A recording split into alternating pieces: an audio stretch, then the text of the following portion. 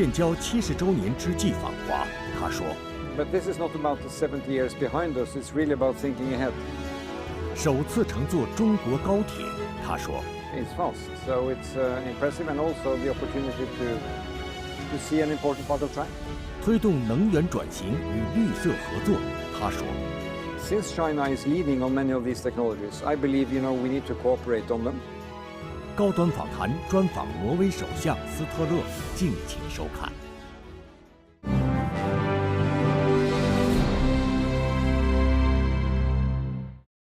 关注国际焦点，洞察世界风云。大家好，欢迎来到本期的高端访谈，我是邹韵。今天我们来到了北京南站，即将在这里登上开往上海的高15次列车。我们将在这趟高铁旅程当中采访本期节目的嘉宾——挪威首相斯特勒。就任首相之后首次访华，他重点关注哪些合作议题？今年是中挪建交70周年，他对于两国关系的发展有怎样的期待？对于这一次为期3天的访华之旅，又有哪些感受呢？今天我们就一块在旅程当中寻找答案。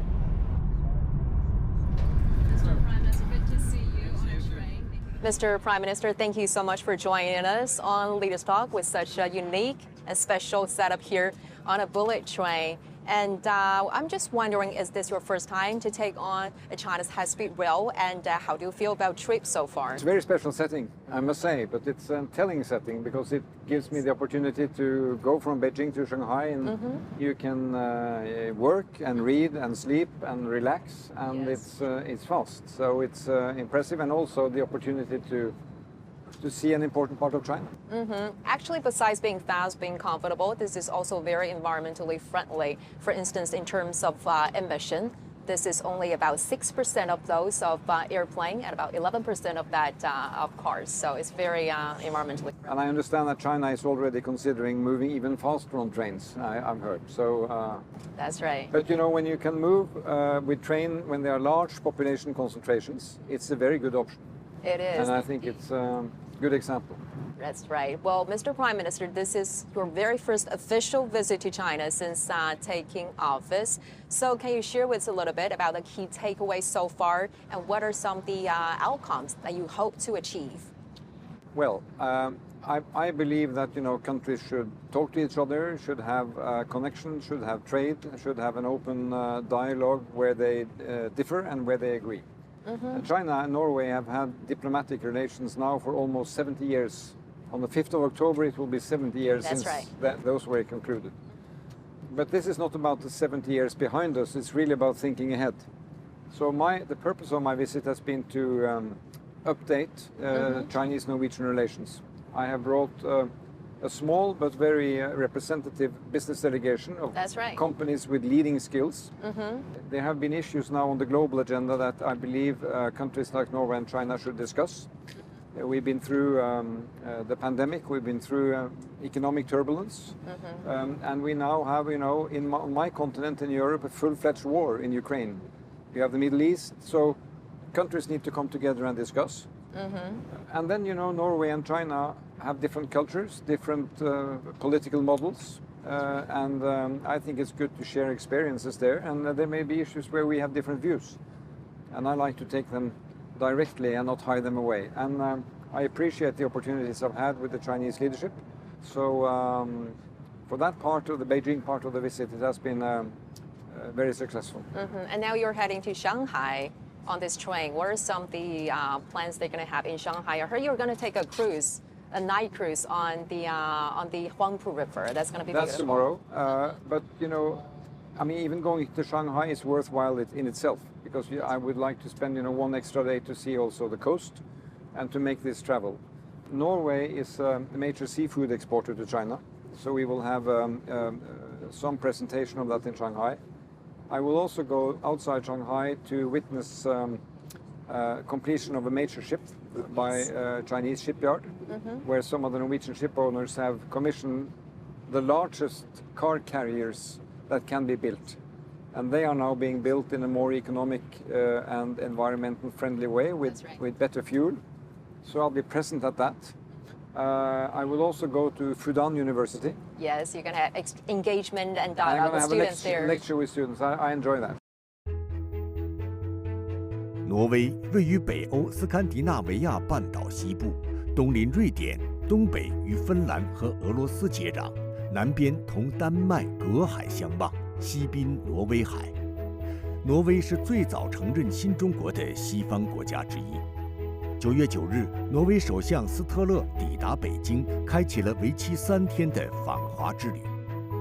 当天，习近平主席在与斯特勒会见时指出，中挪建交70年来，两国人民相互尊重、相互欣赏、相互学习，结下了宝贵友谊。访华的第1天，斯特勒还游故宫、逛簋街，专门体验了北京的历史传统与文化风情。Ja, kan du tro det? Nå vi altså I en forbudte by. Partiet det utrolig fascinerende. Det jo ganske symmetri her mellom 9月9日当晚，斯特勒来到位于北京市通州区的北京城市图书馆，出席中挪建交70周年招待会。这栋兼顾环保理念与审美巧思的建筑，由中挪2国建筑师合作设计，已经成为北京的新地标和热门网红打卡地。To the shipyard, from the books to the steel, there is a lot we can achieve together. We are ambitious for the next 70 years.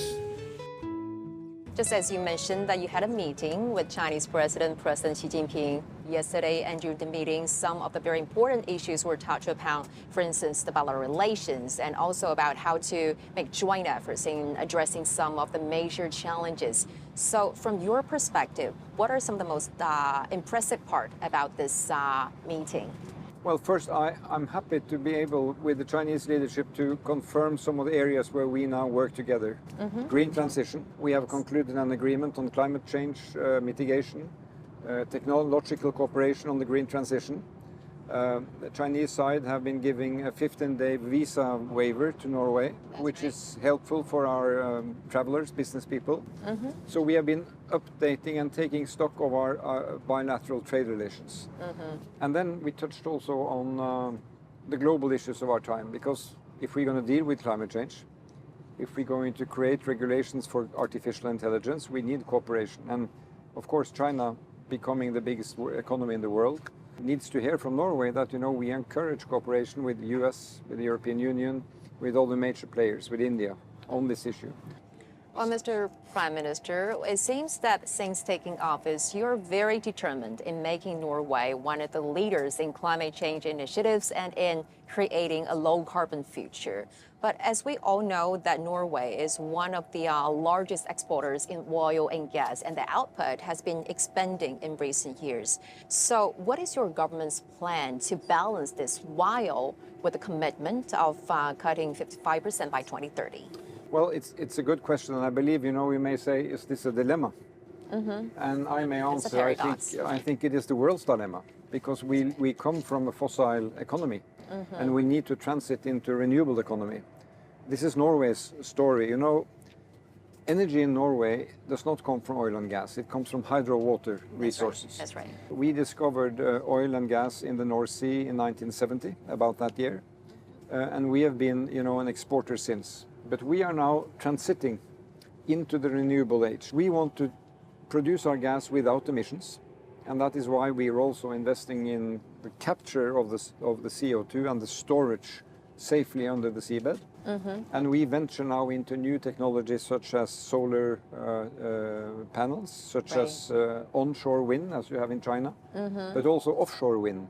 And that will be our next phase. So we will have to use part of the revenues we've had from oil and gas to make the transition into renewable energies. And this is part of our agenda with China. That's right. As you mentioned, China is also making great strides in green and sustainable development with dual climate goals. Yeah. One of them is to peak carbon emission by 2030, and the other one is to achieve carbon neutrality by 2060. So how do you think, or in what way do you think both countries can collaborate more efficiently to spur these climate initiatives? Well, first of all, each country has to fulfill its obligations, and it's hard. It's a transition that needs to be stimulated and pushed and really brought forward. And we will aim for carbon neutrality by 2050. We will cut our emissions by 55% by 2030 together with the European Union. Now, since China is leading on many of these technologies, I believe we need to cooperate on them. I know that China is making major steps on electric vehicles. Norway is currently new sales of cars in Norway is at 90% electric vehicles. It's the highest adoption rate around the world. It is. And this is a result of many years of work to get there. Then we get another challenge, and that is as we electrify and move away from coal, oil and gas, we need new sources of electricity because we need more electricity for a growing economy and for a growing world population. And that's why I think Norway and China can work together on some of these renewables. The way you build ships. For example, the ship I'm going to see tomorrow can sail with much lower energy consumption. And emission. And part of the technology they use in these ships is Norwegian technology. So here you see a win-win. That's right. Yeah. Well, speaking of the Chinese NEVs, as you may know that in the coming weeks, the EU countries are going to decide whether to impose tariffs on Chinese NEVs. And Norway is not joining EU on that. And a senior official from your government has said that the introduction of tariffs is neither relevant nor desirable for your country. So can you share with us a little bit about the rationale behind such a decision and why it's not desirable? Well, as you know, Norway is not a member of the European Union. That's right. But we are closely associated with an agreement with the European market. So we are not part of the European Union's trade policy. So that's one reason why we are not part of this. Secondly, I think, in general, one should not wish to have any of these kind of tariffs because they are punitive tariffs and they often trigger retaliation and we all stand back losing from it. We don't produce cars. We are not part of this trade policy. And I don't want to put an extra burden on Norwegian consumers. They should have access to all cars. To cars that they wish to buy. And also we know that China is one of Norway's largest trading partner in Asia. And you have previously said that trade with China is of great importance for Norwegian jobs, the value creation, etc. So what is your vision in writing a new chapter or at least expanding the cooperation on the economic and trade front? So again, there are many companies in Norway trading with China. I did not want to bring a huge delegation, but a smaller delegation of very representative companies. So here you have, for example, Yara, which is the world's leading producer of fertilizer. You have Kongsberg Maritime, which is one of the leading technological companies of Norway, providing equipment for modern ships. So they have to work with their partners to find opportunities. Most of the companies in Norway, they live from export and also from import. So of course, China as a growing economy, our largest partner in Asia, I wish to see safe and secure collaboration. What are some of the specific areas that now you see the greatest potential and opportunities, as you have mentioned? Well, if you spell Norway, you talk about coast, ocean, maritime nation. My country has the second largest coastline in the world. I've been there once, yes, it's beautiful. So it's, it's beautiful, but it's pretty long. It is also very resourceful. It means that a large part of our business community, our business opportunities stem from the coast, from the ocean. So I think this is a prime source. For example, now coming to Shanghai, I will go and visit Norwegian actors who do export of fish. Salmon is a very important product now coming to China with providing Chinese consumers with salmon. And also, as you mentioned, that this year marks the 70th anniversary of diplomatic relations between the two countries. And it seems the current relations are growing on a sound track. And as you said, both yesterday and just now in the interview, that you're here not just to look back this friendship, you're here to look forward. So what is your vision in expanding the depth and breadth of cooperation between the two sides? I wish to see trade. I wish to see especially that we support them into these green technologies, the green transition. I wish to see students that can exchange and that we can also meet at the big international venues where we need to find common solutions together. Again, China is a big country, Norway is a smaller country. We are this year a partner country at the G20. Yes. So when President Lula hosts the G20 in Rio in November, so we will have an opportunity there to work as Norway with some of these major players. As you mentioned earlier, that Norway is not a full member of EU, but you've said before that Norway is an EU insider on the outside. What do you really mean by that? Very good expression here, you found that. And what is your long-term goal for positioning a country on the global stage? Well, you know, we've had two referendums about joining the European Union, and both ended up 52-48 against, and that we have to respect. But you know, most of our trade is with the European Union. So it's in my interest to have a good relationship, a trusted relationship, and in that sense to be on the inside. And then beyond this market, you know, these are our neighbors, Nordic neighbors, Sweden, Finland, Denmark. These are our European partners. So on a number of other issues linked to security and research and all of the other issues beyond trade, these are our closest friends. So that's why I say, you know, I'm very much on the inside, although I'm a member from the outside. Mr. Prime Minister, you are known for your commitment to dialogue, communication, and multilateralism. Given the world is now faced with some of the major geopolitical risks and challenges, how do you envision positioning or leveraging the position of Norway to facilitate dialogue to address some of those most pressing issues? Well, you know, Norway does not have a size or a nature or a temperament to force anything on anybody. So we have to play our role as a responsible state, UN member, having active diplomatic relations with other countries to try to promote solutions that can bring peace and stability. You know, a small open country like mine will always suffer when there is insecurity, war and instability. And that's why precisely now I'm very concerned about the situation with the war in Ukraine. You know, it has a absolute meaningless number of casualties, of people being killed. Every day there is attack on infrastructure, hospitals, private buildings. It has to stop. And, you know, I hear from China that China is in favor of stability. That's right. Being against threat of nuclear weapons. And all these issues are threatened by this kind of war because it is escalation. What can Norway do? Well, we can tell to our Chinese friends that we as neighbors of Russia urge other countries to make what they can, do what they can to help this war end. And then, you know, securing peace, madam, is a long-term issue. You have to work on it day by day. And I believe that peace is not simply absence of war.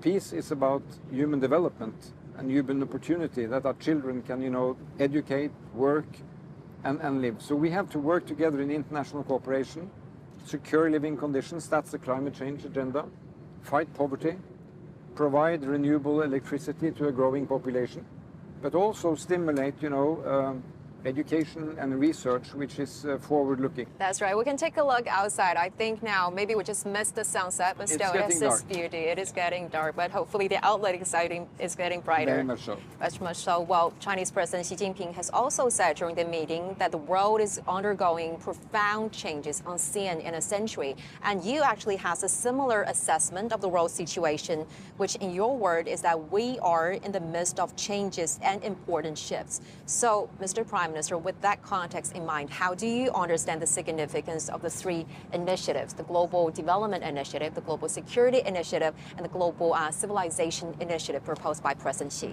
Well, I think they are worthwhile studying. We have all different ways of expressing our aspirations for the world. I think there's something recognizable about Chinese culture and tradition in the way President Xi expresses this. I hope it will be followed up, you know, with concrete actions on the international scenes in relations with other countries like mine. 2021年9月，约纳斯·加尔斯特勒作为工党主席赢得竞选，就任挪威首相。从政30多年间，他担任过挪威外交大臣、卫生大臣等职，并曾在国际组织任职。So, Mr. Prime Minister, you entered politics in your 20s, kind of at an early age, and apart from studying political science in your college, also during your secondary school, the subject that you chose include social policy, Norwegian domestic policy, foreign policy, well, there's a lot of policy studies, and social economics. So what sparked your interest in politics at a very young age, and what inspired you to pursue a career in politics for all those years?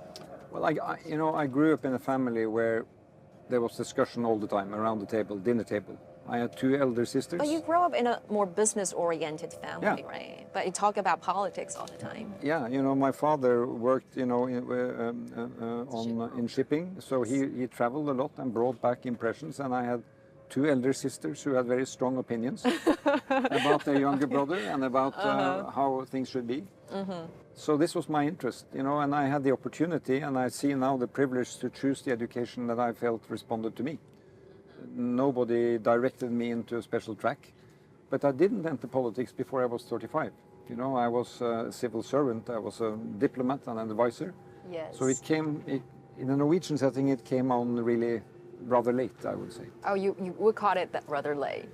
Sometimes I would call that rather late. But the commitment and engagement and being Prime Minister is a privilege and a responsibility that I take seriously. In May this year, Norway, together with Spain as well as Ireland, has officially recognized a Palestinian state. And you have officially revealed that this was your plan to do it together with other European countries. So how do you think this collective recognition, in what way it helps in promoting the peace or the peace process in this region? Since the creation of the State of Israel, which Norway supported very actively, and we still do, there should have been also a path for the Palestinians to have their state. This has not happened. And we've, for the last 30 years, worked actively in Norway to support a peace process that could lead to agreement between Israel and Palestinians on creation of a peace and also a Palestinian state. The large majority of states have recognized the Palestinian state. But Norway was among the countries who said we would like to get there, but as part of a peace deal. There we changed our perspective because we now have a government in Israel that actively is not only not promoting negotiations for a two-state solution, but saying that that is excluded. They do not want to work for that. And that is the time where I believe we have to say we recognize a Palestinian state. So if you are a state, it's a serious business. You have to behave according to major international regulations and rules. And Palestinians should be given those rights and obligations. If we don't do that, it will be violence and terror that will speak. And that, I think, is wrong. There's a terrible war going on. Norway condemns the attack that hit Israel a year ago, a brutal attack on civilians. We defend Israel's right to defend itself, but the way this war has gone on is beyond what is acceptable according to international law and not least humanitarian. And then we have to look ahead. How can there be, peace and stability and security in this region? Because wars there are also dangerous for world stability beyond. Well, Mr. Prime Minister, as we're about to approaching Shanghai, I know for your 3-day trip, it's very, very intensive, but also very diversified. So till this minute, what do you like about this country? Because you've been here a couple of times before in the 1990s, in 2000 or so. What do you like about the country? It's a large country, and I'm fascinated about it. I've always been very fascinated by China's history. And by visiting the Forbidden City, you get a glimpse of this very long history. That's right. Which I think often sometimes people in Europe look at countries here and now, but they forget that my country has a history, your country has a history, which we need to understand the present. So that's a lot of fascination. Beyond that, I would say I adore the food, I adore the hospitality, and right now I'd like to say I adore the train. I think the fact that you Because of this interview, hopefully part of that. I'm kidding. Meeting you, of course, yeah. Thank you so much. But the idea that I hear from my diplomats based here in Beijing. In Beijing, and I heard from the Prime Minister of China. Both of them said, if we go to Shanghai, we prefer to go by train. And I think, the instinct would be to say plane is faster. But this is as fast. It is very, expression of a modernity, which I think is speaking well of China. Speaking of the modernity, how do you understand China's path towards modernization? Well, this is also a large question. I think, in my lifetime, I'm born in 1960. And I think there is no country that has gone through such a profound change and transition as has China. And all changes and transition comes with progress, but also with great challenges and also even friction. So I think seeing hundreds of millions being lifted out of poverty is very impressive, but also some of the huge challenges of modernity that China is facing now, as we all are, coping with environmental changes, climate, but also nature, biodiversity and everything we have to deal with. And most of the world's climate and nature challenges are present in China. You have a huge vested interest in helping the world succeed, as have we. So that is also something Mr. Prime Minister, thank you so much for joining us today again on this very innovative setup for this interview. Hopefully you're enjoying it, and thank you for your time and for sharing with us your very insightful perspectives. Thank you so much. I appreciate it.